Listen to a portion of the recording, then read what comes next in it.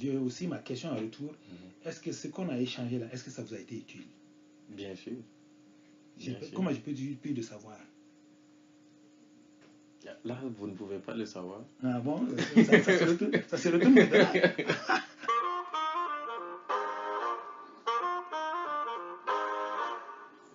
Salut à toutes et à tous et bienvenue dans l'épisode 6 de votre émission De l'autre côté. Aujourd'hui, nous recevons Tonton Tozaré, un syndicaliste et un fonctionnaire à la retraite très attaché au développement de son village.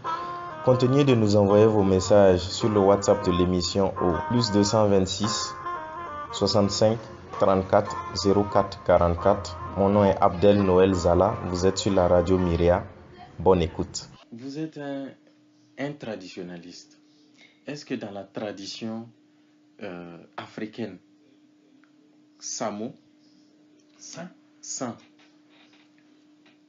il y a une conception de l'échec? Quelqu'un qui a échoué chez les Sans, ça serait qui? Non, il ne faut pas comme ça. Je suis en train d'élaborer actuellement un document. Et d'abord, vous avez dit un traditionnaliste. Non, je suis un nationaliste. Un nationaliste, c'est quelqu'un qui se trouve dans un contexte moderne de la République, mais qui s'inspire des vertus sociales de la tradition pour continuer dans son mouvement républicain. Voilà un peu la question, ce que j'appelle nationaliste. Donc, on utilise les vertus de la tradition pour se placer dans les arènes donc, de la République. Et donc, j'ai fait élaborer un document. Non, actuellement, nous sommes en train il y a une voie bitumée qui passe à Bassan, c'est-à-dire qui passe de Tougan à Chola. Et moi, je suis en train de proposer actuellement un plan d'aménagement de mon village. Dans le plan d'aménagement, je veux parce que généralement, quand les gens ils passent dans les villages là, ils passent comme ça simplement, ils font des caniveaux, ils peuvent passer. Non, moi je veux que mon village là abrite un carrefour. Et ce carrefour là, d'abord, je vais mettre le chevet, la tête du vieux Lamizana. Parce que je considère que c'est un nationaliste. Ensuite, je veux faire un archer. Un archer, c'est ce qu'on fait, les ossatures qu'on fait souvent pour les entrées des villes là. Et j'ai voulu faire la lutte traditionnelle, un concept.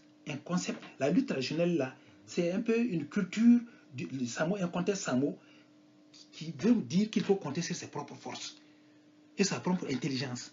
Quand tu ne sais pas compter ça, tu ne peux pas lutter. Et la lutte ne cherche pas d'autres combinaisons quelconques. Non, c'est voilà ton opposé, voilà toi.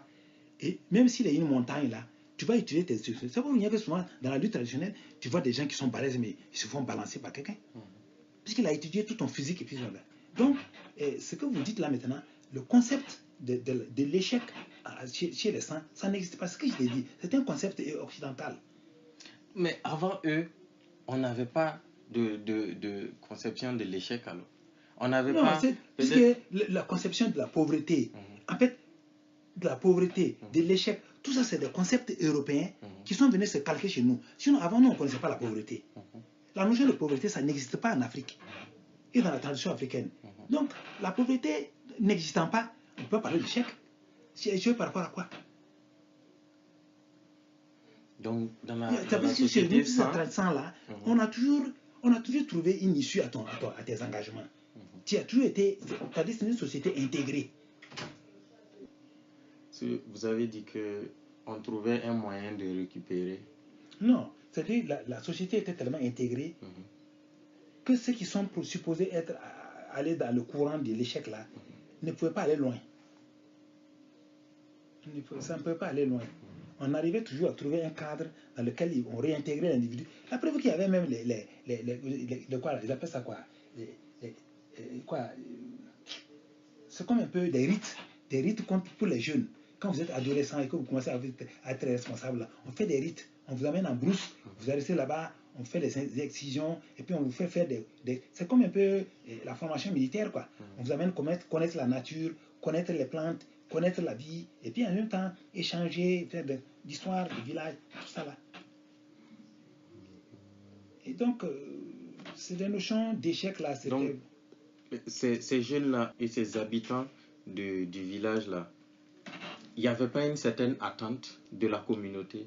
Oui, ce que la communauté attend d'un jeune, c'est d'être brave, cultivé, parce que chez nous, c'est la culture qui était, comme on était sédentaire, cultivée.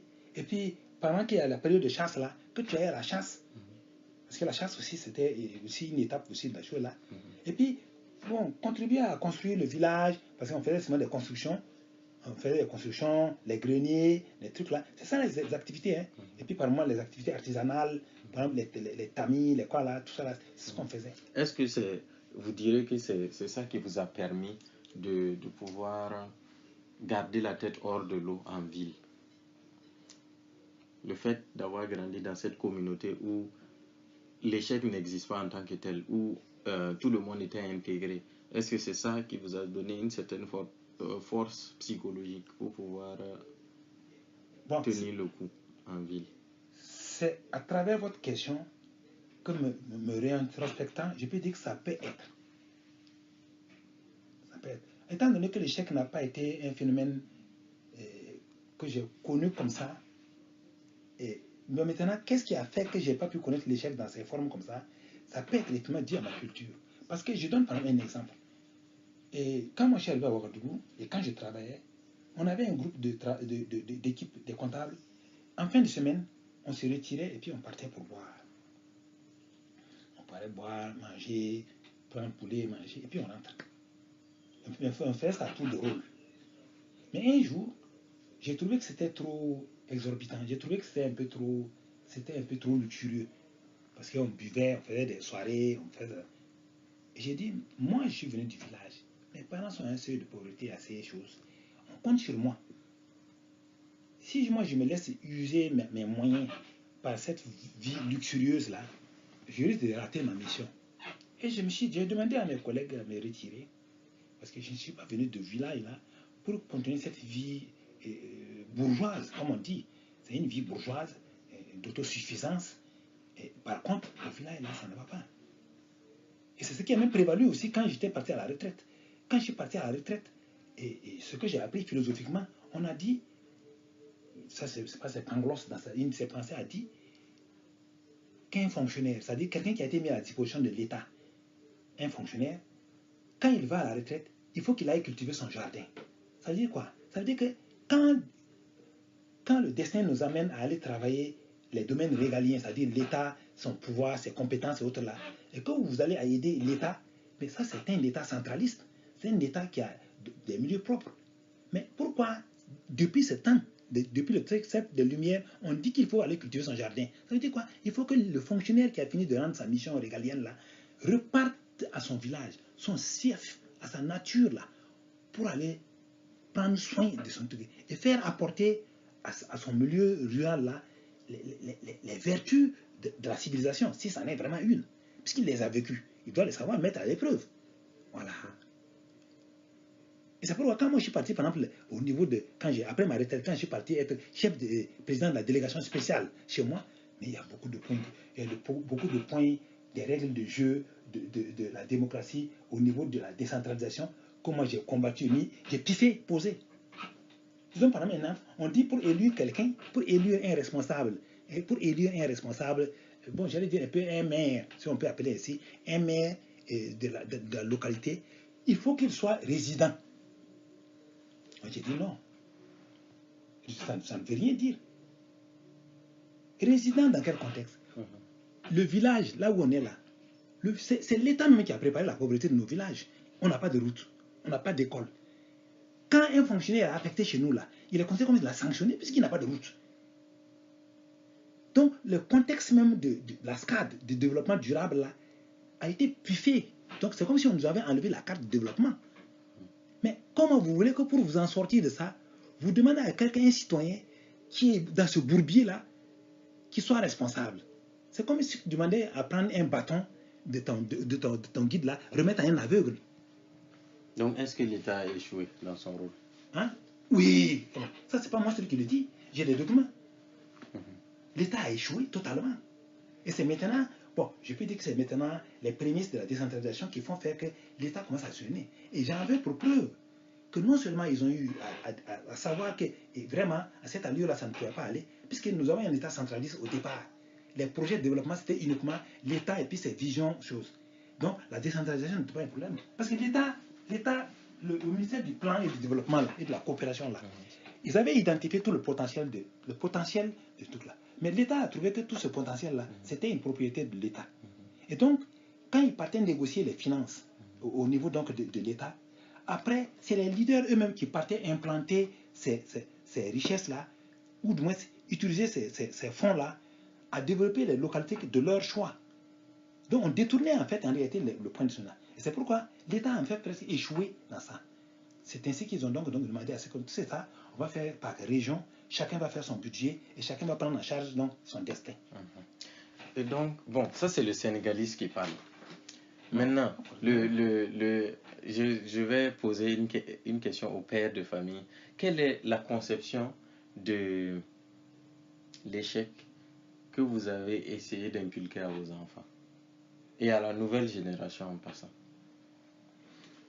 Parce que, vous savez, actuellement, nous, la raison pour laquelle on a décidé de traiter ce thème-là, la conception de l'échec actuellement ne nous correspond plus. Ça ne nous correspond pas. Donc, ça met beaucoup d'entre nous sur le carreau. Bien. Il faut dire que moi, c'est comme je disais tantôt, on m'a reproché de ne pas trop être à la tandem de mes enfants. Moi, je ne suis pas un enfant comme ça. Fais ceci, fais cela. Non, non, non. Je te laisse faire. Parce que j'ai lu les documents philosophiques. Un enfant, il faut le laisser faire ses preuves. Là où il y a un danger, tu peux l'orienter. Et moi, j'ai fait ça. Donc, dire que quels sont les concepts que j'ai donnés, c'est comme si tu disais à l'enfant, voilà tel danger, ce danger. Non, non, non. Moi, je n'ai jamais été comme ça. J'ai laissé les enfants vivre. Et la preuve que je dis souvent aux jeunes, moi, de toute façon, on m'a éduqué là. La ligne sur laquelle on m'a éduqué là n'est pas la même que ce que vous êtes actuellement. Donc si moi j'essaie de vous faire comprendre, de vous faire les choses telles que moi je le fais là, en fait, je vais fausser vos données. Je vais fausser vos données. Par contre, dans ma propre famille, qu'est-ce que moi j'ai fait? Bon, je me suis parti du principe que, bon, j'ai fait comme dirait un Américain. Moi, je suis dans un pays pauvre. Moi, je vais m'occuper de la nation. Ma femme, votre tante, va s'occuper de la famille. Donc c'est ainsi que moi, souvent, je n'ai pas jamais été impliqué dans les histoires de la famille comme ça. Parce que je savais qu'il y a bien des choses qui m'attendaient que d'aller s'occuper du sel et du piment dans une famille. Voilà. Et puis, quant à l'éducation, il suffit de mettre l'enfant dans une école qui est bien, et puis de voir. Puis j'ai eu la chance d'avoir des enfants très intelligents. Même quand ils sont petits, là, quand ils parlent, même, tu sens que le gars, il a des choses. Après que Balkis a elle-même, quand son professeur de philo lui a dit, mais ton papa l'a fait quoi au juste? Parce qu'elle a eu 18 en philo. Donc, j'ai su que, bon, même si c'est un héritage biologique que j'ai transmis à mes enfants, et comme je ne suis pas idiot, je sais qu'en tout cas que j'ai eu un impact sur mes enfants, sur ce sens-là. Mais en fait, quand je disais la conception de l'échec, je parlais en fait de quand vos enfants ont eu à affronter des difficultés. Quelle est votre réaction par rapport à ça? Moi, je trouve ça que c'est des épreuves. Parce que souvent, quand vous montrez souvent un enfant sous l'angle d'un échec, c'est-à-dire vous montrez déjà qu'il a échoué. Vous lui présentez l'épreuve comme étant une épreuve et que les éléments favorables à la résolution de ce problème-là existent. Les éléments défavorables aussi existent. Maintenant, c'est à vous d'éviter les éléments défavorables et puis d'aller dans la vie. Parce que les opportunités humaines, là, c'est ça. Parce qu'on a les opportunités négatives et les opportunités positives. Quand vous ne gardez pas la tête sur les épaules pour faire la différence entre les deux, c'est difficile. Donc, à ce niveau-là, l'échec, là, c'est ce que nous faisons de la combinaison des avantages et de ce que nous avons. Et l'échec est compris comme étant la présentation, c'est la figuration d'une épreuve en réalité qui est dite échec.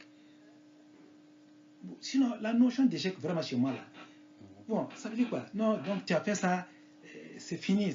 Non, tu as perdu ou bien tu as gagné là. J'ai jamais vu cette conception-là comme ça. Okay. C'est intéressant parce que, bon, nous vivons dans un contexte où c'est vraiment la loi du plus fort. Oui. Voilà. Et donc, même à l'école, on nous enseigne par exemple, le dernier de la classe, il est considéré un peu comme un échec. Un échec. Voilà. Moi, j'ai été dernier de classe et j'ai été premier de classe. Et comment vous avez vécu cette situation de dernier de la classe? Non, j'ai trouvé que le monde était de conneries, quoi. Voilà, c'est tout. J'ai trouvé que le monde, c'est de la connerie. Mais maintenant, comment nous, on peut changer ça? Puisque vous avez vécu dans une société où il n'y avait pas de concept de l'échec en tant que tel. Maintenant, nous, on vit en plein dedans, où on nous dit soit tu as échoué, soit tu as réussi. Tu as dit bien concept. Oui. Donc c'est Bon, ça. mais ça Parce que le concept là, c'est ce qu'on te met dans ta tête. Oui. Le Et comment concept, là, arriver à déconstruire ça? Non, quand je dis à déconstruire, tu as vraiment raison. Parce qu'en fait, on vous a construit avec ça. Et comme je t'ai dit là, moi, je n'ai pas construit mon enfant avec ça. Je te laisse faire tes preuves. Il est arrivé même que mes enfants me disent, mais papa, tu n'échanges pas avec nous. C'est ça. J'ai compris que les épreuves de la vie humaine, là, de son environnement, là, lui pèsent tellement dessus qu'il croit comment il peut avoir une solution à le faire. C'est pas ça. Et donc puis, les parents n'ont pas la solution au problème des enfants. Là. S'ils ont une solution, c'est pas normal. Ah bon? Non, c'est pas normal. Vous te mets la tête. Vous te mets la tête. Où tu mets la tête? Moi-même, est-ce que j'ai réussi d'abord? J'ai même pas fini avec pour moi d'abord, oui. Oui, mais on a l'image des parents en tête qui sont les guides. Oui, c'est juste. C'est juste. Non, il faut les avoir comme c'est pas des. Moi, je ne comprends pas ça. Ma notion de parenté, là, c'est pas ça. Je ne suis pas un guide, je suis un dévancier. Moi, je suis parent, je suis dévancier. C'est-à-dire, je suis passé devant faire une épreuve. Mais guide, là, je ne peux pas. Si tu me prends comme guide, tant mieux pour toi. Si tu ne me prends même pas pour guide, tant mieux pour toi. Mais je ne t'en voudrais pas. Parce que tu dois trouver une solution à ta propre génération. Mais ce n'est pas possible, quand même. Non, c'est un esprit de conséquence. Hein. Je pense que je suis conséquent avec moi-même. Mais nous, on dit que c'est votre génération qui a mis dans nos têtes cette idée, ce concept de l'échec. Donc, la solution doit passer par vous. Puisque vous avez vécu à une époque assez prospère du Burkina et vous en avez joui. Pas vous personnellement, mais votre génération. Oui. Et donc, vous avez créé, nous on vit dans un monde dans lequel vous avez créé pour nous. Mais tu sais ce qui s'est passé? Pourquoi on revient à la question de l'environnement aujourd'hui? Parce que nous disons que nous avons vécu dans une période prospère. Mais c'est une période prospère par rapport à notre période. Mais quand on s'est rendu compte que l'humanité est un ensemble où on doit donner un patrimoine, on va garder un certain nombre de patrimoines à nos enfants, nous, on se rend compte que vraiment, on n'a pas tout fait pour que nos enfants soient sauvés de cette situation. C'est cette critique-là que nous nous faisons. C'est une critique. Mais c'est normal qu'on se fasse cette critique, mais on ne peut pas faire autrement. C'est pourquoi on dit, un enfant doit valoir mieux que son père. Et on revient sur la question. Hein. C'est bien ça. Hein. En fait, on a fait un tour, on revient. L'enfant doit valoir mieux que son père parce que les épreuves et les solutions qu'a proposées son père sont limitées. Et l'enfant doit se tirer cette expérience-là de ça pour avancer. La preuve qu'on a dit, la dialectique là, c'est quoi? La dialectique là, c'est le pour, c'est le contre et une synthèse. Et vous devez faire cette synthèse-là. Oui, voilà pourquoi on revient vers vous pour trouver des solutions. Non, pour participer au solutionnement de cette synthèse. Voilà. Mais pas pour solutionner. Nous, on ne peut plus solutionner. Si même nous, on prend le hasard de solutionner, c'est vrai que dans les faits même, en réalité, on a essayé de solutionner. Mais ce n'est pas normal. Sociologiquement parlant, les gens ont voulu aller plus que ce qu'il fallait pour leurs enfants. Ce n'est pas bien. Ah, mais vous ne m'avez toujours pas donné de réponse. À laquelle? L'échec. Oui. Comment nous, on peut gérer ça? Je suis content que vous ayez constaté que vos parents... Ce que vous nous avez laissé ne nous arrange plus. Ne nous arrange pas. C'est déjà un constat assez bien. Maintenant, je ne vous dirai pas, venez nous balayer. Est-ce que vous voulez que ça c'est prendre le couteau, se poignarder soi-même? Moi, je ne vous dirai pas ça. excusez-moi, vraiment, c'est comme ça aussi. C'est aussi, c'est un peu esprit de conséquence aussi qui amène à ça.